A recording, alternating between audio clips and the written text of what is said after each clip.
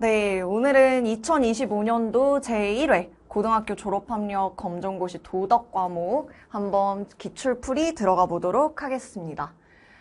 자, 우리 이거 정말 많이 나오는 문제예요. 항상 1번으로 나오는 문제. 실천윤리 물어봤어요. 실천윤리. 이거 1단원에 나오는 주제이고 제1번에 매 기출마다 나오고 있습니다.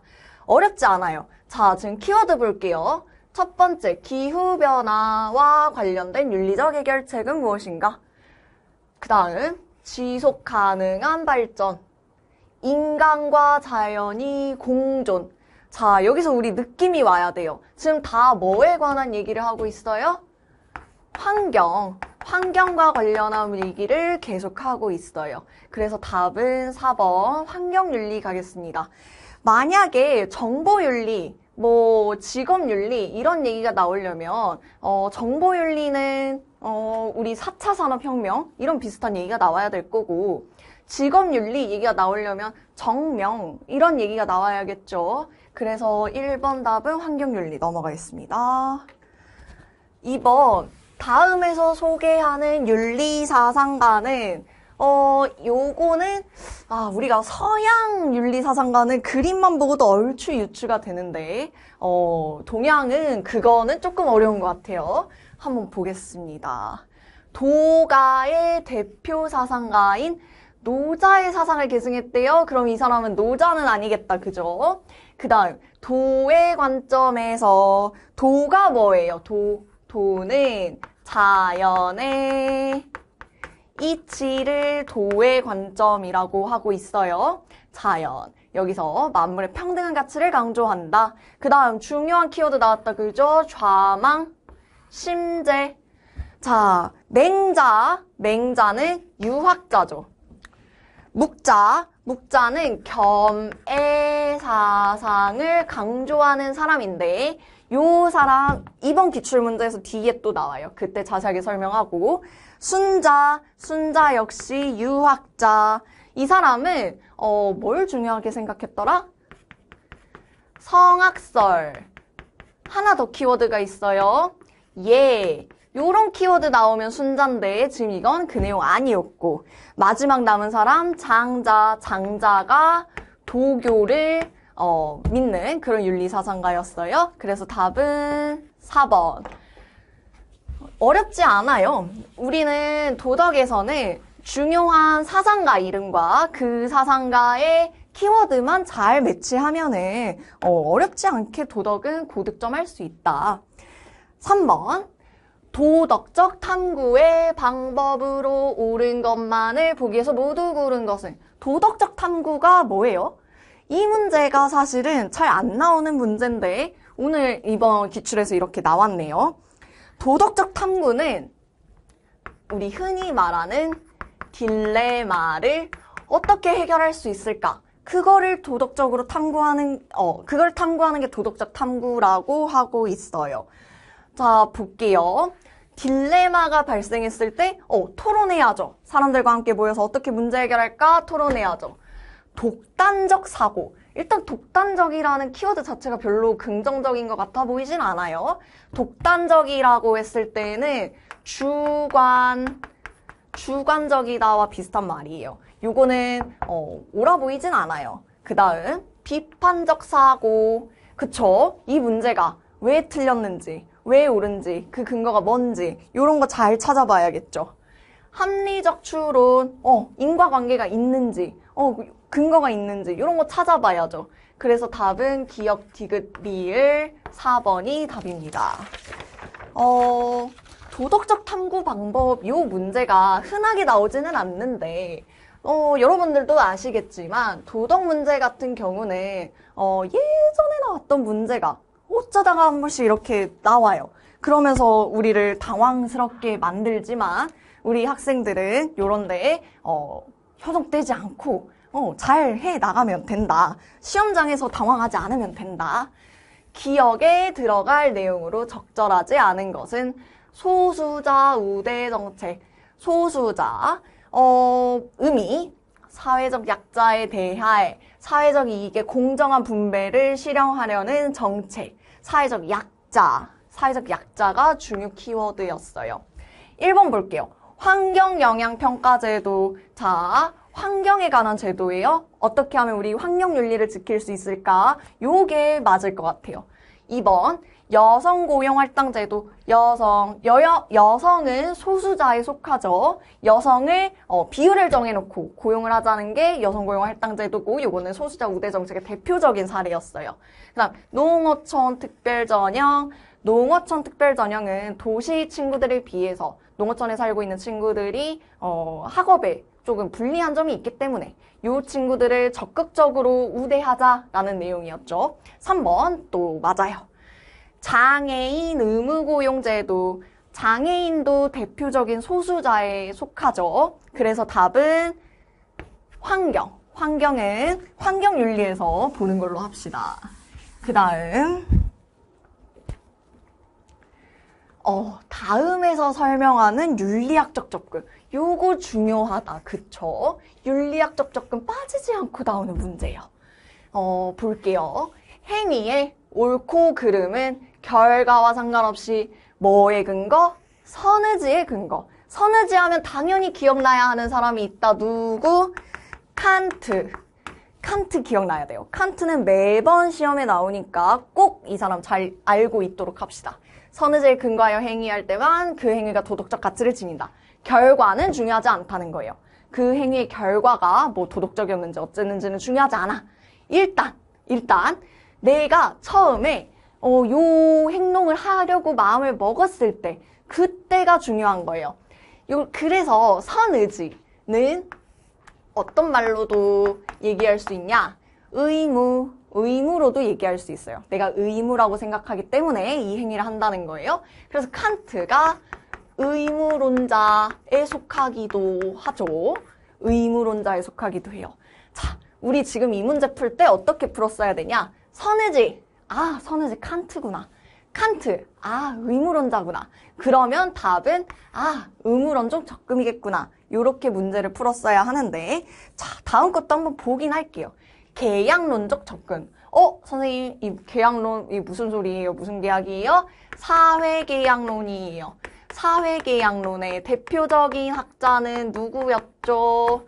홉스, 로크, 루소, 이 사람들이 사회계약론자였어요. 이런 얘기가 나왔으면 답이 1번이 됐을 거예요. 그 다음 3번 공리주의적 접근. 공리주의적이라고 하는 게 어떤 얘기였어요? 최대 다수의 최대 행복. 최대한 많은 사람들이 행복하자. 요게 공리주의였어요. 여기에 대표적인 사람은 벤담, 밀, 싱어 요런 사람들이었다. 그쵸? 그 다음 4번 심리주의. 선생님 심리주의 뭐예요? 심리주의 나 잘 본 적 없는데. 심리주의적 접근은 요즘에는 예술 지상주의 요런 말로 많이 시험에 나오고 있어요. 근데 이게 예전에는 예술지상주의라는 표현이 심리주의라는 표현으로 많이들 나왔었다. 요거는 조금 알아두시면 좋겠다. 아까도 말씀드렸다시피 도덕 문제는 한 번 나왔던 옛날 문제가 갑자기 이렇게 나와서 우리를 애먹이곤 하니까 요거 알아주시면 좋겠습니다. 그 다음 이 문제는 솔직히 쉽다. 이걸 틀리면 안 된다. 이걸 틀리면 우리가 받아갈 점수가 없다. 봅시다. 가나에 들어갈 내용으로 적절하지 않은 것은 남북한은 통일해야 하는가? 이 문제 우리 매번 기출에 나와요. 2회차에도 나왔었죠. 볼게요. 여기 가에는 찬성에 대한 게 들어가야 돼요. 가부터 한번 살펴볼게요. 우리 민족의 동질성을 회복할 수 있다. 그치, 동질성 회복할 수 있다. 통일하면 그럴 수 있으니까 요거는 찬성 근거겠죠. 그 다음 지구촌의 평화 실현에 기여할 수 있다. 요것도 역시 찬성 근거겠네요. 나와볼게요. 이번엔 반대해 놓은 거예요. 통일 비용보다 통일 편익이 클 수 있다. 선생님, 편익이 뭐예요? 편익은 쉬운 말로 하면 이익이에요. 이익. 그럼 통일에 들어가는 비용보다 통일에 들어가는 이익이 클 수 있다. 비용보다 이익이 크면 당연히 해야 되는 거 아니야? 요거는 찬성 근거로 들어가야겠죠. 근데 지금 반대 근거로 들어간다고 했기 때문에 답은 3번이 되는 거고요. 4번 볼게요. 통일 과정에서 정치적 혼란이 초래될 수 있다. 그렇죠. 요게 반대 근거로 쓰일 수 있는 거죠. 자, 이 문제는 뭐가 헷갈릴 수 있냐면 당연히 읽어보면은 말이 되고 이해가 되는 말들인데 요거 간지, 난지 이거를 헷갈려서 그래서 학생들이 틀리곤 해요. 요거는 잘 살펴봅시다. 그 다음 7번 다음에서 설명하는 것은 요것도 쉬워요. 이것도 행동이 맑고 탐욕을 부리지 않는 상태. 탐욕, 욕심을 부리지 않는 상태. 눈앞의 이익보다는 옳음을 중시하는 자세. 자, 답은 3번 청렴이겠죠? 청렴. 조금만 더 가볼게요. 청렴에 요게 문제로 나온다. 그럼 같이 따라 나올 수 있는 키워드가 대표적으로 뭐가 있냐면 선공, 후사, 선공, 공익이 먼저, 사익은 그 다음에. 요게 선공, 후사. 그 다음에 정약용 선생님의 청렴의 대명사죠. 정약용 선생님이 쓰셨던 목민심서 요런 게 나온다? 청렴이구나. 요렇게 가시면 되겠습니다. 그 다음에 이 문제 자주 출제되는 문제예요. 그리고 제법 어렵게 학생들이 여기는 문제예요.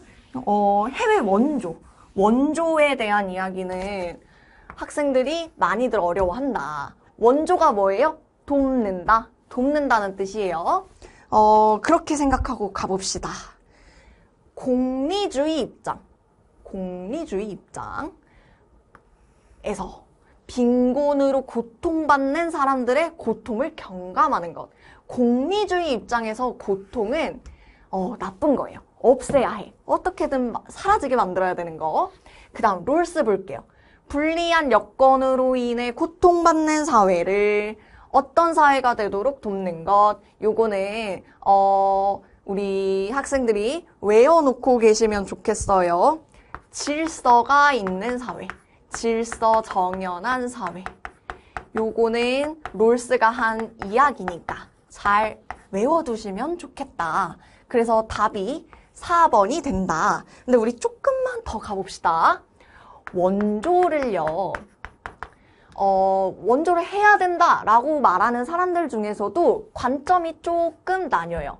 어떤 사람은 요게 우리의 의무다 라고 얘기하는 사람이 있고, 어떤 사람은 요거는 자선이다 라고 얘기하는 사람이 있어요. 자, 그럼 의무다 라고 얘기하는 사람들은 대표적으로 누구냐? 싱어와 롤스다. 지금 여기 나온 싱어와 롤스다. 그럼 얘네도 조금은 의견이 다른데, 싱어는 빈곤으로 인한 고통을 줄여야 한다. 빈곤으로 인한 고통을 줄여야 한다. 왜? 그게 공리주의적 관점이니까. 싱어는 공리주의론자니까. 그래서 이렇게 주장을 하고 있고요. 롤스는요, 고통받는 사회를, 아까 나왔던 거, 고통받는 사회를 질서정연한 사회로 만든다. 고통사회를 질서사회로 만드는 게 우리의 의무다. 이렇게 말하고 있어요. 자, 그럼 자선. 선생님, 자선이 무슨 뜻이에요, 자선? 자선, 요거는 내가 자유롭게 선택한다. 자유선택이라고 생각하시면 좋겠어요. 자선의 대표적인 학자는 노직이에요. 노직은 뭐라고 얘기를 하냐면요. 원조하는 거 결국 뭘로 하는 거야? 돈으로 하는 거잖아요? 근데 요 돈이 내 돈이잖아. 내 돈. 내 돈은 나한테 소유권이 있는 거잖아. 그럼 소유권이 있는 재산을 맘대로 처분하는 건 나의 권리잖아. 그러니까 이건 자유 선택에 맡겨야 해. 라고 얘기하는 게 노직이었습니다. 요 정도는 정리를 해놓고 계셔야 해요. 원조, 해외 원조 얘기가 나오면은 이런 얘기 정도는 기본으로 깔고 계셔야 문제를 풀어가는데 어려움이 없다. 자, 그 다음 9번. 다음에서 설명하는 국제관계를 바라보는 관점. 국제관계. 국제관계를 딱 들었을 때 생각나야 하는 두 개의 키워드가 있어요. 하나는 이상주의. 하나는 현실주의. 다른 건 다 몰라도 돼. 이거 두 개만 알면 끝나. 볼게요. 국제관계에서 국가는 자국의 이익만을 추구한다. 국가 간의 힘의 논리, 힘의 논리, 힘의 논리. 익숙한 게 나왔어요. 힘의 논리. 현실주의가 힘의 논리. 국제사회는 힘의 논리. 우리나라가 힘이 세야 해. 그래야 우리가 살아남을 수 있어. 라고 얘기하는 게 현실주의예요. 자, 그럼 이상주의는 뭐였다?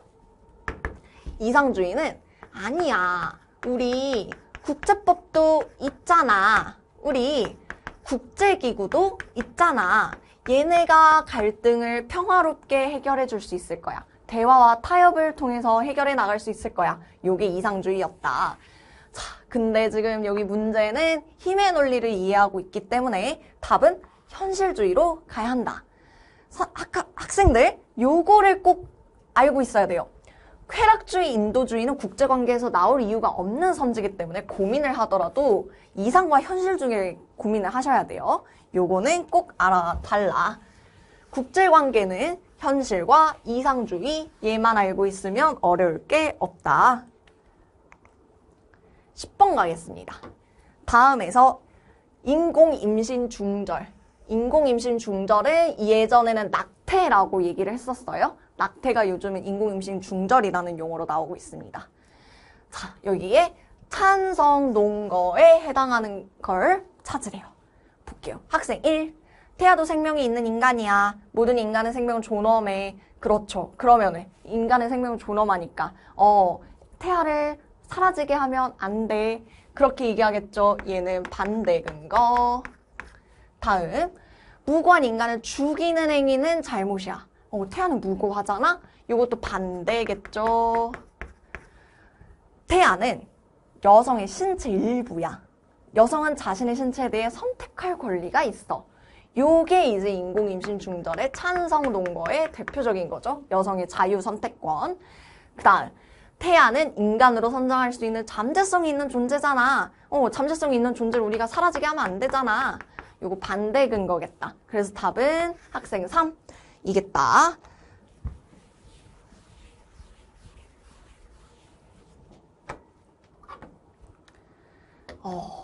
요 문제도 자주 출제되는데 어렵지 않아요. 어렵지 않아요. 가족 간에 지켜야 할 바람직한 자세 봅시다. 부모는 자녀를 독립된 인격체로 존중해야 된다. 그렇죠. 부모가 자녀를 내 재산처럼 생각하면 안 되는 거예요. 2번, 가족 구성원들은 서로에 대한 배려가 필요하다. 맞는 얘기죠. 디귿, 부모는 자녀의 미래를 일방적으로 결정해야 한다? 그건 아니지. 자녀도 본인의 생각이 있고 의지가 있는 하나의 인간이잖아. 리을, 가족 간의 갈등이 발생하면 대화를 회피해야 한다? 회피? 회피를 하는 거는 그 상황을 더 악화시킬 뿐이에요. 회피하는 거는 우리 하지 맙시다. 기억과 니은, 답은 1번이 되겠습니다. 요 문제가 어렵지는 않아요. 그냥 잘 읽어보고 꼼꼼하게 읽어보고 한다, 않는다 요것만 주의해 주시면 되겠다. 그 다음 12번 다음 중 윤리적 소비를 실천하기 위한 방법 봅시다. 동물복지 인증을 받은 상품을 구매하도록 노력한다. 그렇죠. 동물복지, 동물에 대한 윤리를 생각하는 거겠죠. 생명윤리를 생각하는 거네요. 1번은 정답. 그 다음 노동자의 인권을 침해한 기업의 제품을 소비하도록 노력한다. 요거는 아니야. 요건 아니에요. 노동자의 인권을 침해한 기업은 소비를 안 하도록 노력해야죠. 그 다음 생산자를 보호하는 공정무역 상품. 공정무역이라는 키워드가 나오면 윤리적 소비의 대표적 사례예요. 그 다음 환경적으로 건전하고 지속 가능한 소비. 요것도 윤리적 소비의 대표적인 키워드. 그래서 답은 2번이 되겠다. 자, 학생들, 우리 윤리적 소비의 대표적 사례 딱 2개만 기억해 봅시다. 첫 번째, 공정무역. 공정무역. 그 다음, 두 번째, 로컬푸드. 로컬푸드가 뭐예요, 선생님? 로컬, 지역, 푸드, 음식, 우리 지역 안에서 생산된 음식을 소비하자는 게 로컬푸드 운동입니다. 요거 2개가 대표적인 윤리적 소비의 사례니까요. 잘 알아두도록 합시다.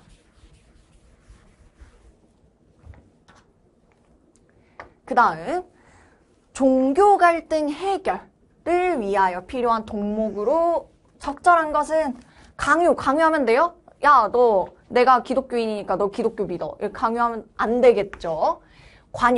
관용은 무슨 뜻이냐면요. 서로 다름을 이해하는 태도가 관용이에요. 그렇죠. 기독교가 의미하는 거 다르고 불교가 의미하는 거 다르고 하지만 서로 그래 너랑 나랑은 달라. 하지만 너도 같이 있고 나도 같이 있어. 라고 존중해주는 게 관용. 그래서 답은 2번이 되겠고요. 집착. 그렇게 하면 안 되겠죠. 종교에 집착을 하면 안 돼요. 차별. 우리 종교가 더 뛰어나. 너네 종교는 우리보다 열등해. 이런 식으로 차별 태도를 가지면 안 되겠습니다. 답은 관용 2번이었어요. 자, 14번. 다음 평가지에서 학생이 작성한 답안의 채점 결과. 요거 요즘 새로 나오는 신유형이죠. 신유형인데 요게 개념 자체가 어려운 거는 절대로 아니다. 겁먹지 마시라. 근데 생각을 한번 더하게 만들었어요. 꼬은 문제를 만든 거예요. 요 유형 어떻게 풀이하는지 한번 봅시다. 일단 가요. 프롬의 진정한 사랑에 대한 질문. 프롬은 사랑에 대해서 이야기하는 사람. 프롬의 이어져 나와야 될 키워드. 사랑의 4요소. 첫 번째, 존경. 두 번째, 이해. 세 번째, 보호. 네 번째, 책임. 사랑의 4요소 요거 4개는 좀 외워주시면 좋겠어요. 가볼게요. 보호와 이해의 요소를 포함하는가? 요 질문이 맞는지만 일단 우리 생각을 해봅시다. 보호와 이해의 요소를 포함하네요. 이거 맞는 말이네요. 근데 학생이 답을 뭐라고 썼어요? 아니라고 썼어요. 그럼 얘는 오답이니까 점수가 0점이겠다. 그쵸? 그 다음, 자신의 행동에 책임을 지는 것인가? 책임을 지는 것이었죠. 그럼 이거 맞는 말. 학생도 예 라고 했네. 그러면은 여기서는 1점 받아가겠네요. 그 다음, 상대방의 성장에 관심을 가지는 것인가? 요게 무슨 말이냐면 성장에 관심을 가지는 것. 보호. 상대방을 보호하는 거예요. 요거 맞는 말인데 학생 답도 예 라고 했네요. 그러면 답이니까 1점 받아가겠네요. 그래서 얘의 총점은 2점이 되겠다. 그죠? 개념 자체가 어려운 건 절대 아니라고 했어요. 요런 신유형의 문제가 나왔을 때는 당황하면 안 돼요.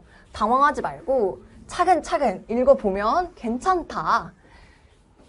그 다음 15번. 다음 중 과학기술의 발달에 따른 긍정적 측면이래요. 긍정적 측면 봅시다. 난치병 치료.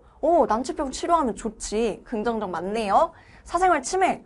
이건 아니죠. 요거는 부정적 측면이겠죠. 환경오염 발생. 역시 부정적. 생명의 존엄성 훼손. 요것도 역시 부정적이네요. 사생활 침해는 뭐 해킹을 당한다든지 요런 게 있을 거고, 너무 많은 개발을 한 탓에 환경이 오염된다. 요런 문제가 있을 거고, 생명의 존엄성 훼손. 안락사 기술이 발달함에 따라서 쉽게 생명을 버리는 선택을 할 수 있기 때문에 그게 존엄성이 훼손될 수 있다. 이런 부정적 측면들이 있어요. 답은 1번이었습니다.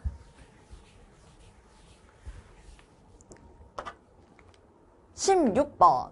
정보의 공유를 강조하는 입장. 정보의 공유. 요거 생각하면 뭐가 튀어나와야 돼요? 저작권에 대한 게 튀어나와야겠죠? 저작권에 정보를 공유하자라는 사람들과 정보를 사유하자라고 하는 사람 간의 저작권을 바라보는 관점이 조금씩 달라요. 정보를 공유하는 사람은 지식과 정보가 뭐다? 인류의 공동자산이다. 이렇게 생각하는 사람은 저작권에 대해서 그거는 저작권에 대해서는 우리가 지양해야 된다라고 얘기하겠죠. 정보 사유 측면에서는 이 모든 것은 창작자의 소유물이다. 이렇게 생각하는 사람은 저작권을 지향해야 된다. 강화해야 된다. 이렇게 얘기하겠죠. 요 정도 보고 넘어갑시다. 정보 격차에 따른 불평등을 해소할 수 있는가? 정보 격차에 따른 불평등을 해소할 수 있는가? 정보 공유를 강조하는 사람들은 이거 우리 모두 인류 공동자산이잖아. 이거는 정보 격차 없애는 거잖아. 불평등 해소할 수 있잖아. A에 대해서는 예라고 대답을 했겠죠. 그 다음 정보는 공공의 이익을 위해서 사용되어야 하는가? 공공의 이익. 정보는 인류 공동자산. 요것도 맞는 말이겠네요. 그러면 A와 B는 모두 예가 들어가야 하니까 답은 1번 이렇게 되겠습니다. 네, 17번 넘어가 보겠습니다. 다음 중 시민의 정치 참여가 필요한 이유. 시민의 정치 참여 유형은 두 가지로 나뉘었다. 어떻게 나뉘어요? 첫 번째, 합법적 정치 참여가 있어요. 비합법적 정치 참여도 있겠어요. 요거 사례를 잘 기억해 주시면 좋겠는데, 합법적 정치 참여의 사례로는 선생님 저 정당 가입할래요. 좋아요. 선생님 저 선거에 참여할래요. 좋아요. 시위 참여할 거예요. 괜찮아요. 또 시민단체 활동해볼래요. 좋아요. 그 다음 비합법적 사례로는 뭐가 있었다? 시민 불복종이 있었다. 시민 불복종이 근데 정당화되는 요건이 있었다. 요거는 이 다음에 문제에서 또 나오니까 그때 한번 살펴보도록 할게요. 다시 문제로 넘어와서 시민의 정치 참여가 필요한 이유. 1번, 공정한 사회제도를 수립하기 위해서다. 공정한 사회제도. 그렇죠. 시민이 정치에 참여를 하는 이유가 뭐예요? 우리는 민주사회니까. 민주사회에서는 당연히 시민의 권리 보장을 하는 게 중요한 이슈겠죠. 그 다음에 당연히 공공선도 증진을 해야겠죠. 민주사회에서는 그래요. 봅시다.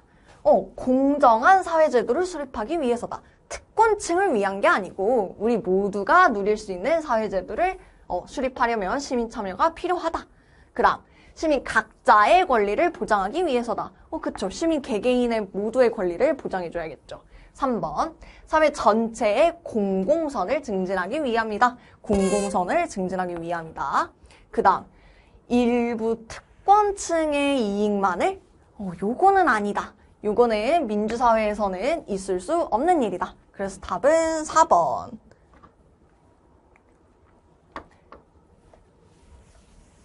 18번, 다음에서 설명하는 것은 이거 우리 아까 봤던 것 같아요. 지역에서 생산된 먹거리를 그 지역에서 소비하는 것. 그래서 장거리 운송을 안 한대요. 왜? 우리 지역에서 먹은 걸 우리 지역에서 먹을 거니까. 요거 무슨 말이었어요? 로컬 푸드 운동. 답은 2번. 조금만 더 가볼게요. 로컬 푸드 운동이 좋은 거는 또 어떤 지점에서 좋냐면 환경에도 좋아요. 환경에 왜 좋으냐? 장거리 운송을 하지 않기 때문에 탄소가 덜 배출되겠죠. 그렇기 때문에 환경적인 관점에서도 로컬푸드 운동은 긍정적으로 평가한다. 요거 기억해 주시면 좋겠습니다. 그 다음 19번. 요 사상가 이름을 이렇게 직접적으로 물어보는 문제가 우리 도덕에서는 종종 잘 나오죠. 볼게요. 너의 행위의 결과가 미래에도 인간이 존속할 가능성을 파괴하지 않도록 해라. 이거 무슨 소리예요? 지속 가능성. 지속 가능한 발전을 생각해라. 요 얘기죠. 그 다음 현 세대의 책임은 1차적으로 미래 세대의 존재를 보장하는 것이다. 요거 지속 가능성에 대한 이야기를 계속하고 있어요. 요 사람 대표적으로 요나스가 있어요. 요나스는 책임 윤리를 주장한 걸로 잘 알려져 있습니다. 현 세대의 책임 윤리. 다음 문제 넘어갈게요. 다음 교사의 질문에 적절하게 대답한 학생. 교사. 다문화 사회에서, 다문화 사회 문제네. 동화주의의 입장이래요. 동화주의는 어떤 거예요? 모든 걸 다 똑같이 만들겠다. 요게 동화주의였어요. 자, 샐러드볼 이론이 대표적입니다. 아니죠. 샐러드볼 이론은, 다원주의에서 더 잘 맞는 입장이에요. 그 다음 학생 2. 다양한 문화를 평등하게 인정합니다. 요것도 학생 1과 같은 관점을 얘기하고 있다. 그 다음 학생 3. 이주민 문화의 고유성을 보존합니다. 요것도 얘네 셋 다 같은 얘기하고 있다.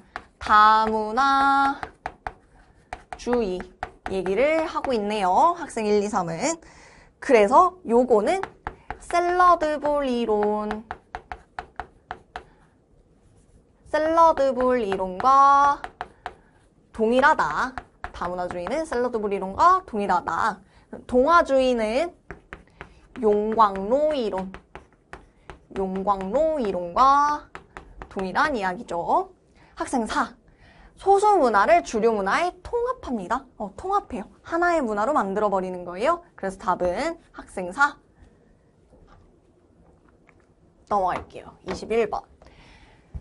레오폴드 나왔네요. 레오폴드는 생태중심주의 사상가예요. 생태중심주의 레오폴드. 얘의 관점에만 V를 표시해보래요. 갑시다. 자연을 전일론적 관점에서 바라본다. 그렇죠. 레오폴드는 생태계에 있는 모든 생명체, 심지어는 미생물까지도 존중을 해줘야 된다. 라고 말하는 사람이에요. 이런 관점은 인간도 똑같고 동물도 똑같고 식물도 똑같고 전일론적 관점으로 보는 거죠. 요거는 맞는 말. 그 다음 인간은 자연보다 우월한 지위를 지닌다? 요거는 무슨 얘기예요? 자연보다 우월하대. 인간중심주의죠. 인간중심주의의 대표는 누구였냐? 칸트였다. 그러면 얘는 틀렸다. 그 다음 생태계 전체가 도덕적 고려의 범위가 다른 말로 하면 무슨 말이에요? 도덕적 고려의 범위, 우리가 너를 존중해줄 가치가 있다. 이렇게 얘기할 수 있어요. 레오폴드는 그렇게 얘기하죠. 생태계 전체를 존중해야 된다. 요거 맞는 말. 그러면 답은 이렇게 두 개 표시되어 있는 A가 맞겠네요. 답은 1번.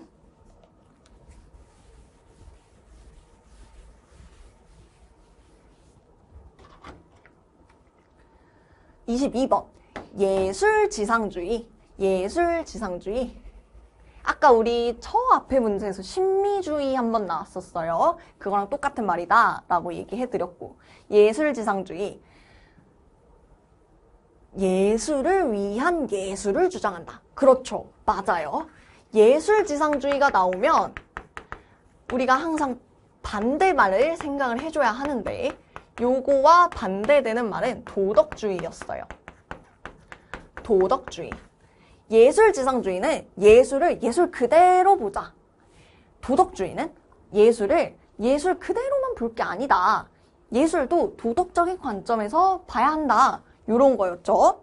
예술지상주의는 예술을 위해 예술을 하는 걸 맞아요. 그 다음 예술의 자율성을 보장해야 된다. 그렇죠. 이런 거 저런 거 생각하지 말고 예술은 심리적인 거 그 자체만으로만 하자.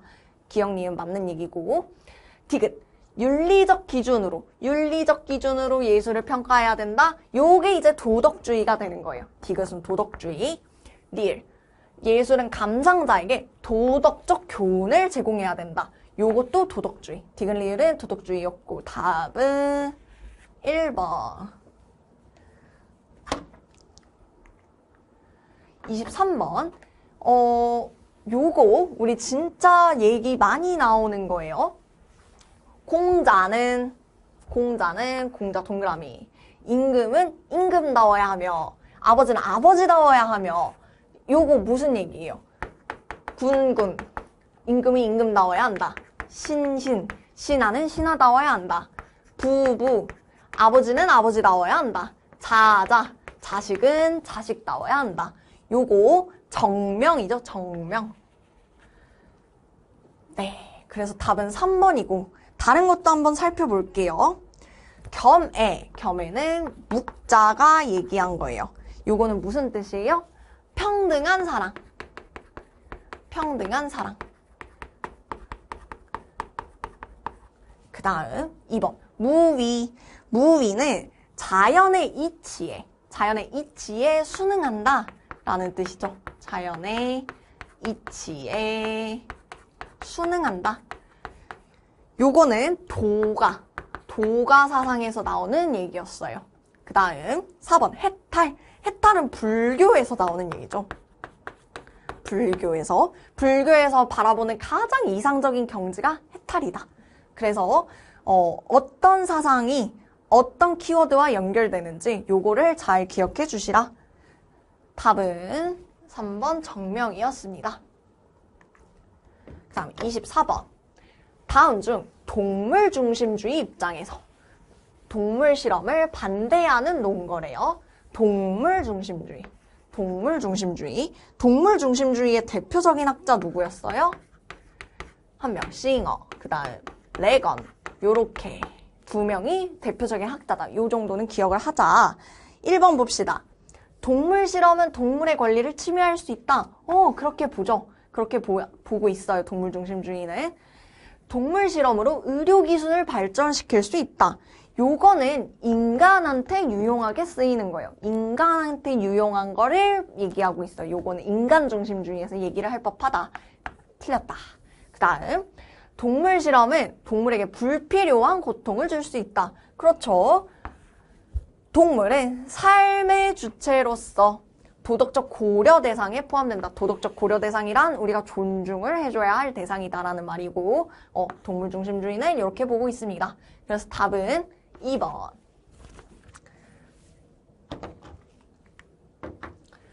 마지막 문제예요. 가에 들어갈 윤리사상가. 봅시다. 평화를 소극적 평화와 적극적 평화로 구분한다. 소극적, 적극적. 우리 소극적 평화와 적극적 평화가 무슨 뜻인지는 한번 살펴볼 필요가 있는데, 소극적 평화란 물리적 폭력이 없는 상태. 선생님, 물리적 폭력이 뭐예요? 물리적 폭력은 전쟁, 테러 등 이런 거를 물리적 폭력이라고 얘기해요. 여기가 없는 상태가 소극적 평화. 그 다음에 적극적 평화는 뭐예요? 더 나아가서 문화적인 폭력도 없어요. 구조적인 폭력도 없어요. 요게 적극적 평화인 거예요. 요 정도는 기억을 해달라. 그 다음 넘어갈게요. 적극적 평화는 직접적 폭력과 간접적 폭력이 모두 사라진 상태이다. 맞아요. 적극적 평화는 요 물리적 폭력도 사라져야 해요.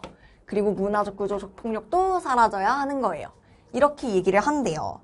우리 요거 보면은 일단 데카르트는 인간 중심, 인간 중심주의를 얘기하고, 소크라테스는 대표적으로 얘기 나오는 게 삼파술, 도덕적 성찰, 이런 얘기 자주 나오죠. 소크라테스는 그렇고, 아리스토텔레스는 덕, 그 다음 국가 자연 발생설, 요런 얘기가 나오면은 아리스토텔레스인데 2번, 3번, 4번은 모두 평화에 대해서 얘기를 해본 적은 없어요. 그래서 답이 갈퉁 1번인데 갈퉁이 시험 문제로 잘 안 나오는 경향이 있어서 학생들이 잘 기억을 못하는 경우가 있다. 그래서 요럴 때에는 2번, 3번, 4번을 속어법으로 제거를 해주고 가셔도 좋겠다. 근데 기억은 해주면 좋아요. 평화, 이렇게 소극적 평화와 적극적 평화를 구분해서 얘기하는 거는 갈퉁이다. 시험에 자주 나오지는 않지만 이런 문제가 가끔씩 나와서 우리를 애를 먹이니까 잘 기억을 해주면 좋겠다. 네, 여기서 2025년 제1회 검정고시 도덕은 마치도록 하고요. 2회에서 다시 뵙도록 하겠습니다.